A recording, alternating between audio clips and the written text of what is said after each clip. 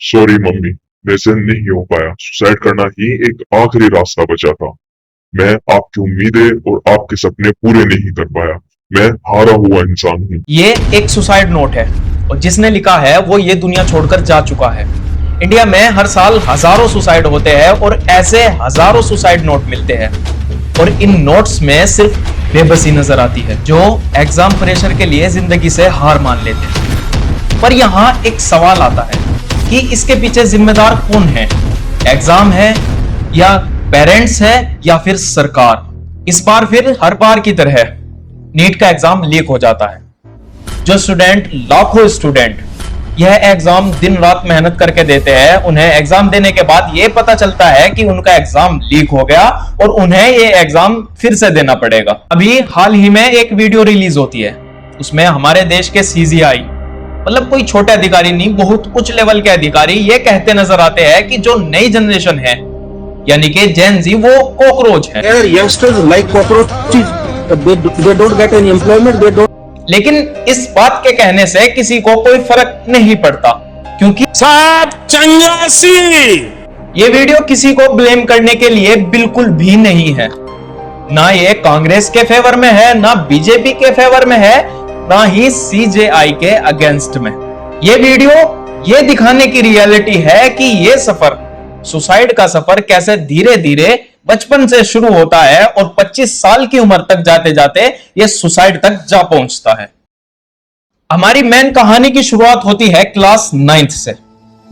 Class 9th तक सब कुछ सही चल रहा होता है, जिंदगी नॉर्मल चल रही होती है, लेकिन यहां एक मोड़ आता है क्लास 9th होने के बाद। ये मोड़ होता है क्लास 10th में एडमिशन का। जैसे ही क्लास 10th में एडमिशन होता है तो जिंदगी पलट जाती है।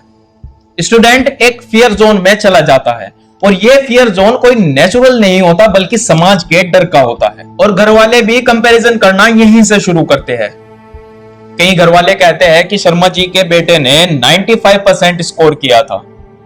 घर वाले कहते हैं कि पढ़ ले वरना जिंदगी बर्बाद हो जाएगी। और फिर कभी कभी टीचर भी ये कह देते हैं कि पढ़ लो वरना कोई चपरासी की नौकरी तक नहीं देगा। और ये कंपैरिजन सिर्फ वर्ड्स का नहीं होता, ये सीड्स होते हैं जो माइंड में प्लांटेड किए जाते हैं। और जब इसका पेड़ बड़ा हो जाता है तो उसका फल, जो उस पेड़ पर फल आते हैं, वही सुसाइड का रास्ता दिखाते हैं। क्लास 10th होने के बाद जैसे ये स्टूडेंट सोचते हैं कि अब रिलैक्स करने का मौका मिलेगा, लेकिन ऐसा कुछ भी नहीं होता। सामने एक बहुत बड़ा सवाल का पहाड़ खड़ा हो जाता है कि अब कौन सा स्ट्रीम चूज करना है, साइंस, आर्ट या कॉमर्स। मोस्टली सिलेक्शन इंटरेस्ट से नहीं बल्कि स्कोप देखकर किया जाता है। यहां कुछ फैमिलीज अपने बच्चों को साइंस स्ट्रीम में डाल देती है क्योंकि उन्हें लगता है कि इसमें एक ब्राइट फ्यूचर है, और ये मोस्टली मिडिल क्लास फैमिलीज में किया जाता है। क्लास 11th और क्लास 12th में रूटीन बिल्कुल पलट जाता है। स्कूल से कोचिंग सेंटर, कोचिंग सेंटर से घर और घर से फिर स्कूल। ये साइकिल पूरे 2 साल चलती है। जैसे ही 11th और 12th क्लास पूरी हो जाती है तो स्टूडेंट फिर से सोचता है कि अब कुछ पीरियड ऐसा आएगा जिसमें मुझे रिलैक्स मिलेगा, लेकिन ऐसा बिल्कुल भी नहीं होता। हर बार की तरह अब की बार और बड़ा पहाड़ उसके सामने आता है। ये पहाड़ है नीट का। रिसेंटली इस टॉपिक पर, नीट के टॉपिक पर पूरे देश में घमासान मचा हुआ है। हाल ही में एनटीए ने नीट का एग्जाम कराया था। भरी गर्मी में स्टूडेंट्स कुछ ना देखते हुए इस एग्जाम को देते हैं, लेकिन एग्जाम देने के बाद जैसे ही स्टूडेंट्स रिलैक्स मोड में आते हैं तो उन्हें पता चलता है कि हमारा एग्जाम लीक हो चुका है और फिर एनटीए इस नीट के एग्जाम को कैंसिल कर देती है। अब जो स्टूडेंट्स 2 साल 3 साल से इस एग्जाम की तैयारी कर रहे थे वो थोड़ा रिलैक्स मोड में आते हैं, और जब उन्हें यह पता चलता है कि नीट का एग्जाम फिर कैंसिल हो गया तो वो उस स्टडी टेबल पर धड़ाम से गिरते हैं। यह एग्जाम इतना डेंजरस है कि स्टूडेंट इसकी दलदल में फंसकर सुसाइड तक के रास्ते तक जा पहुंचते हैं। ये चीज सिर्फ नीट के लिए नहीं है बल्कि हर नेशनल एग्जाम में अक्सर ऐसा होता है। अब जहां सिस्टम की गलती है उसी देश के सीजीआई ये बोलते हैं कि जो ये जेन जी है ये कॉकरोच है, तो इसमें किसकी गलती है? और इस भद्दे सिस्टम की एक और खास बात है, ये सिस्टम खुद को गलत नहीं कहता। ये कहता है कि जो जेन जी है ना ये कॉकरोच है, लेजी और निकम्मे। पर सिस्टम को इसकी कोई परवाह नहीं, क्योंकि सब चंगासी। इतना होने के बाद स्टूडेंट का माइंड डोपामाइन से भर जाता है। उसके मन में सेल्फ डाउट आना शुरू हो जाता है। उसका मन अंदर से यह बोलने लगता है कि क्या मैं काफी नहीं हूं, लोग क्या कहेंगे, समाज क्या कहेंगे, घर वालों को क्या जवाब दूंगा। और फिर ये स्टूडेंट्स दो ग्रुप में बट जाते हैं। इनके अलग अलग दो माइंडसेट बन जाते हैं।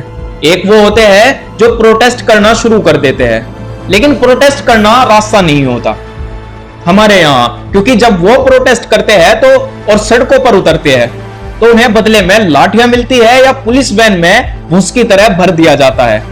और पुलिस वैन में भूस की तरह भरने के बाद उन्हें जेल में डाल दिया जाता है।